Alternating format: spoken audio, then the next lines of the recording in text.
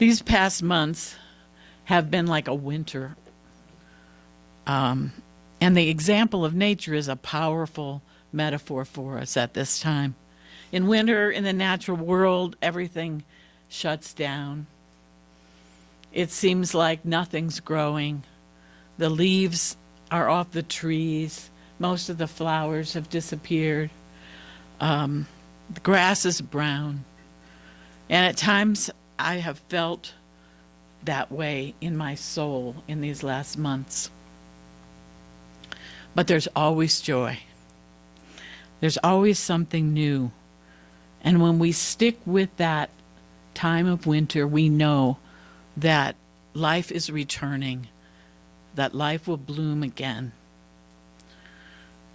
So, I don't know about you, but at times during this shutdown, with the church gatherings suspended, with stay-at-home orders in place,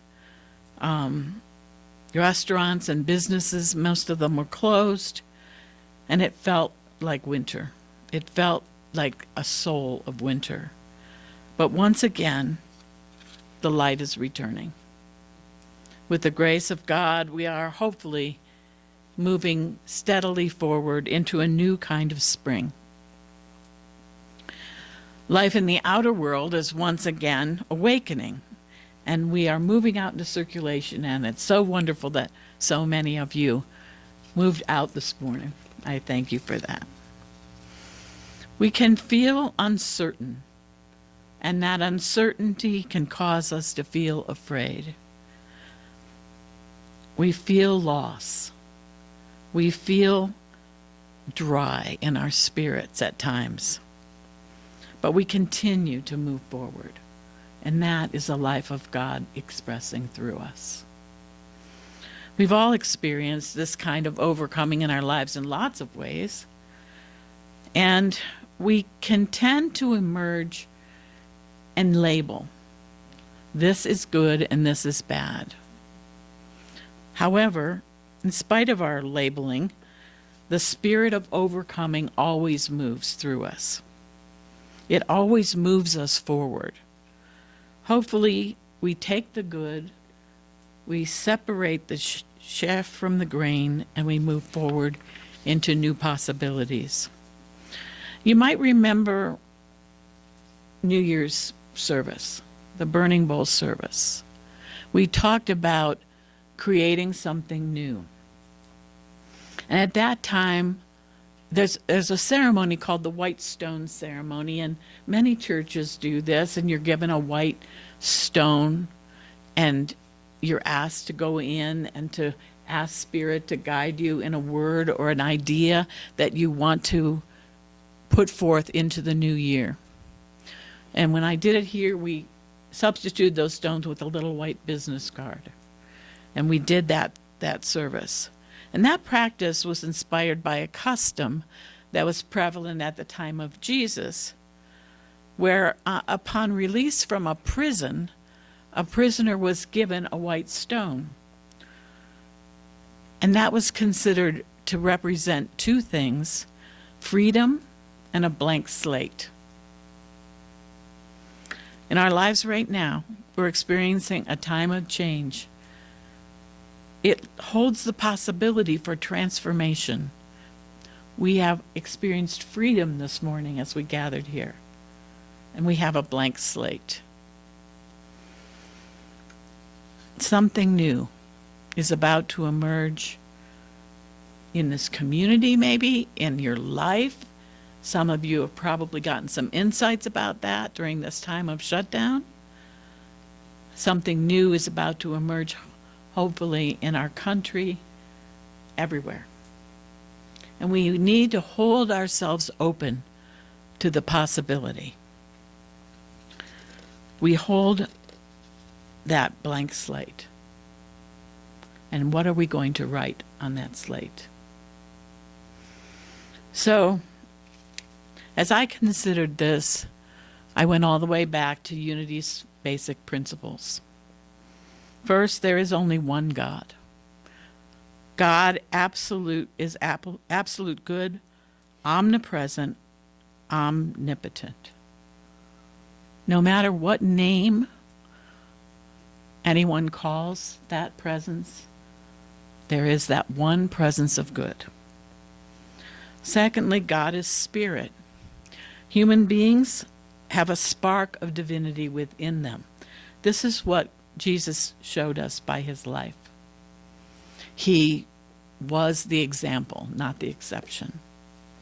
The very essence of God was present in him as it is in every one of us. That's the main teaching. Third, thought dictates action. Human beings create their experience by the activity of their thinking. Everything in the manifest realm has its beginning in thought. In enacting this principle, we must remember that we are the rulers of our minds. We must practice and keep attention on what our thoughts are. We set an intention to create peace. We set an intention to express love. And it takes practice and perseverance to stay in that place, doesn't it? We must change our minds to the habit of opening, seeing the good in ourselves and in others in all the situations challenging right now. Prayer is a direct link to God, to that goodness. When we pray, we center ourselves in that divine light, and our thinking is enlightened by that light. And practice, daily practice. Again, our humanity pulls us away from that. There's so much in the world that distracts us from our divinity. We are in charge.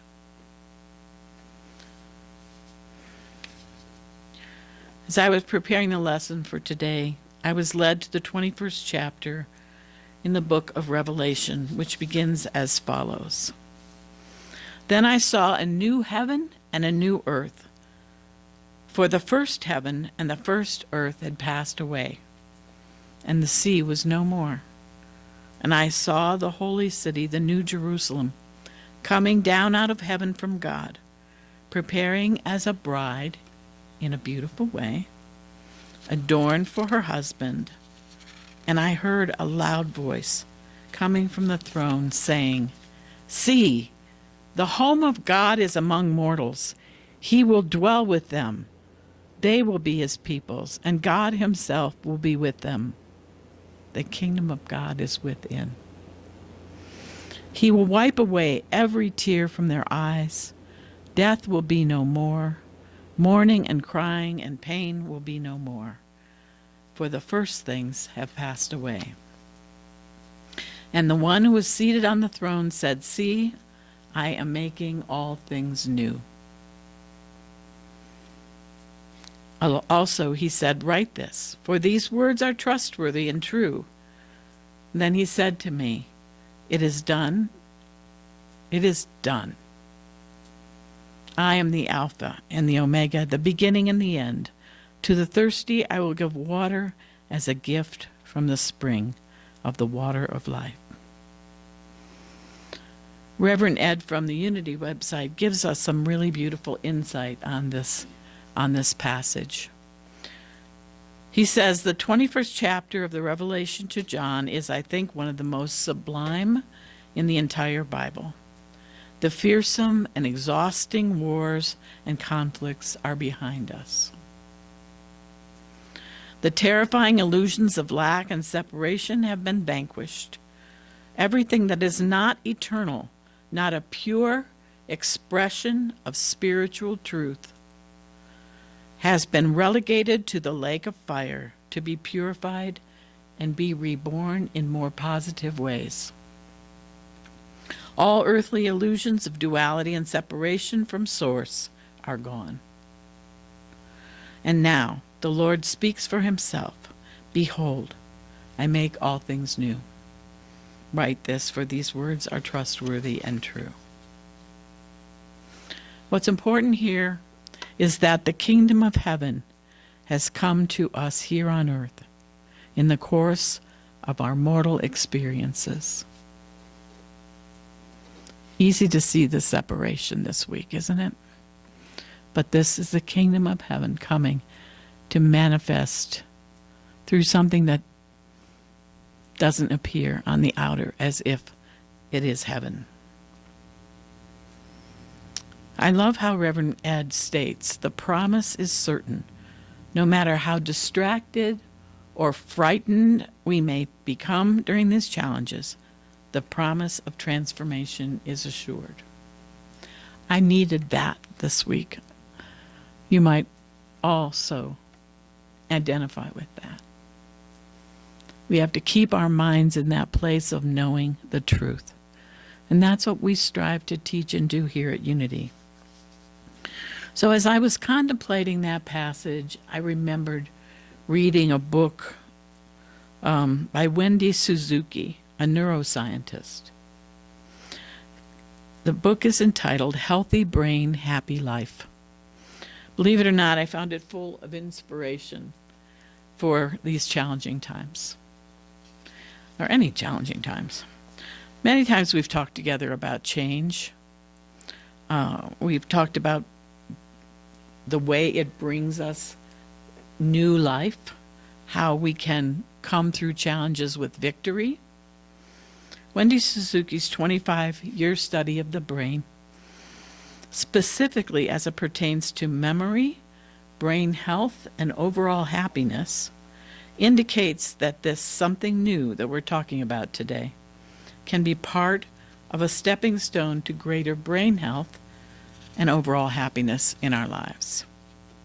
How we view events is completely up to us.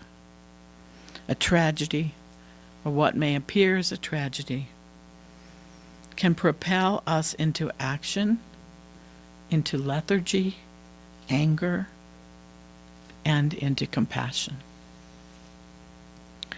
Once we navigate the initial change, just like little Jacob did, we have a choice. And isn't that the whole point of existence? That we get to choose.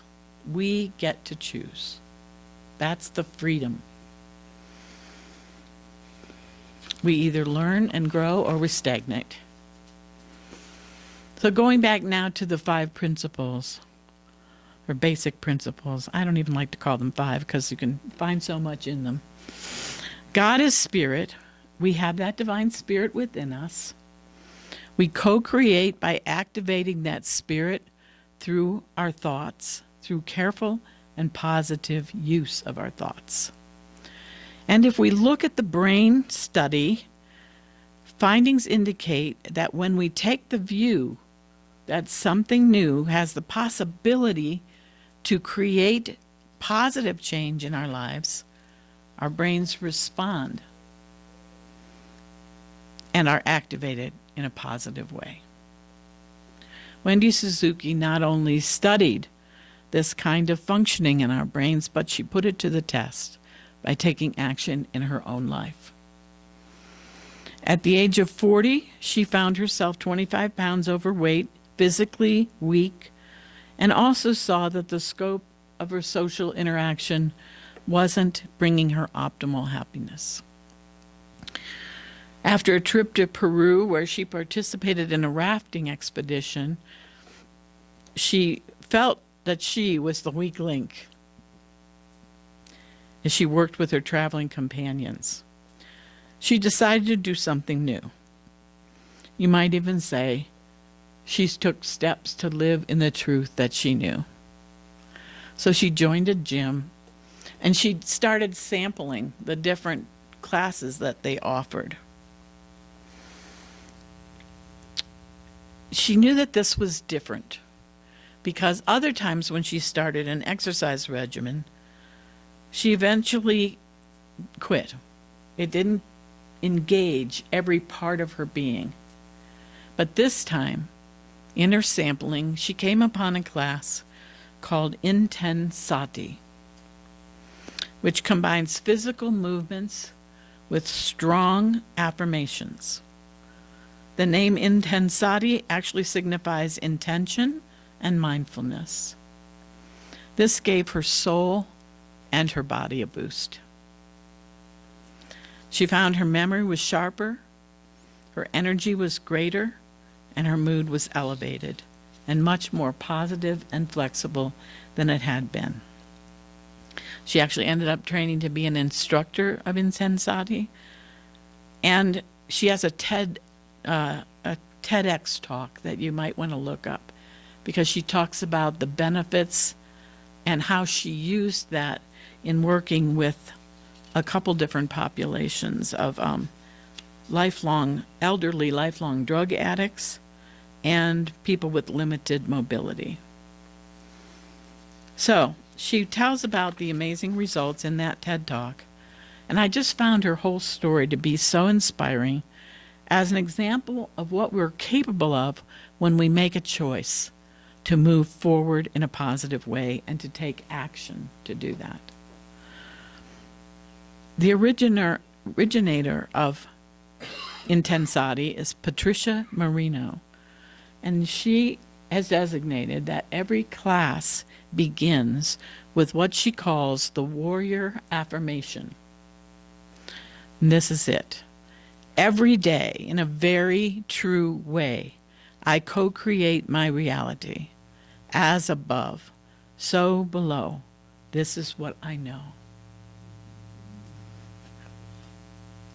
Now, I know for myself and some of you, the past months have brought times of discouragement, disenchantment, and fear.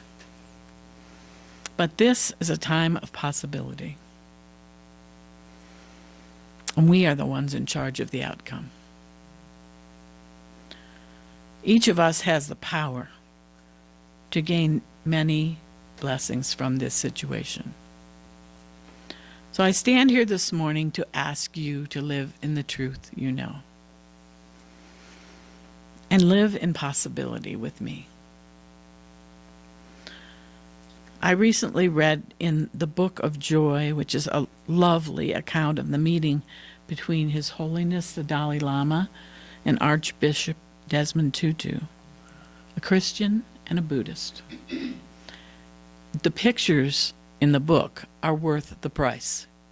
They're so filled with joy and love for each other as they meet and embrace. It's inspiring. But this is what I read.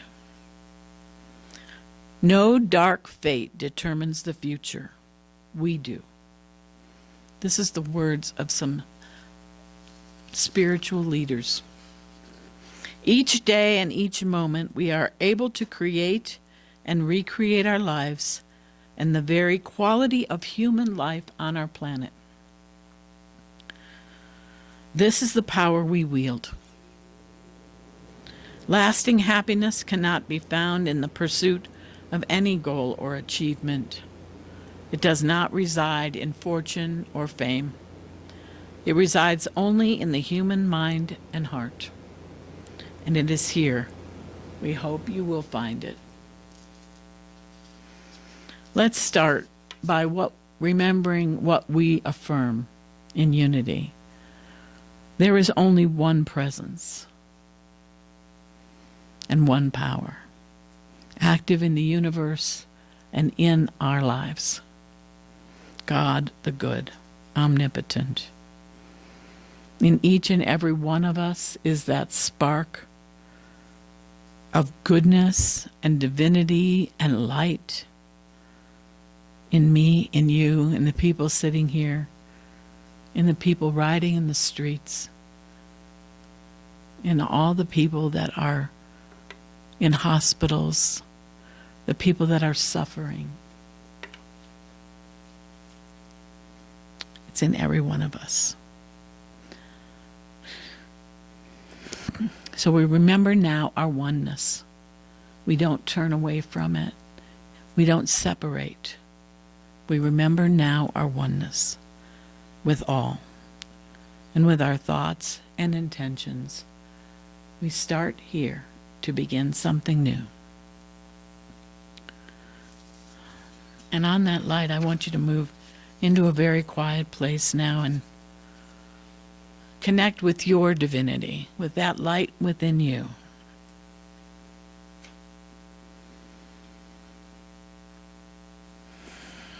With that spirit of a blank slate and of freedom that I spoke to you about at the beginning. I invite you now to imagine in your hands that white stone or a blank white card. Now closing your eyes for just a moment and consciously uniting with that center of light and peace at your core, taking a deep breath. Affirm your oneness with the divine. Exhale everything else.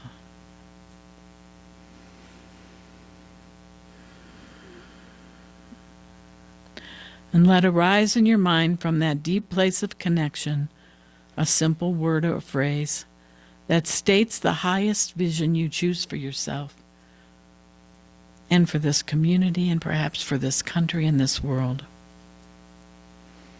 This isn't about outlining details to God. It's not about personalities or even programs. It's about feeling and intention.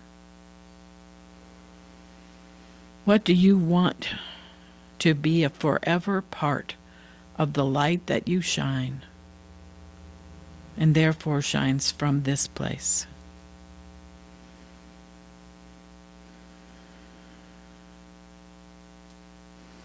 Now imagine writing that word or phrase on your stone or card.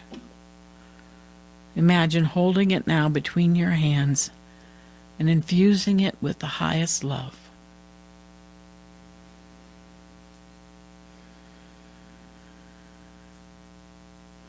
And from these highest intentions, we see this place and every person here guided to something new that fills them with joy and fulfillment that they have not yet known, and a peace that passes understanding that will be a magnet for all the good to flow from you and to you. In that flow, taking a deep breath. Namaste. I see the divine in you. It unites with the divine in me. We are one. We create peace. And so it is.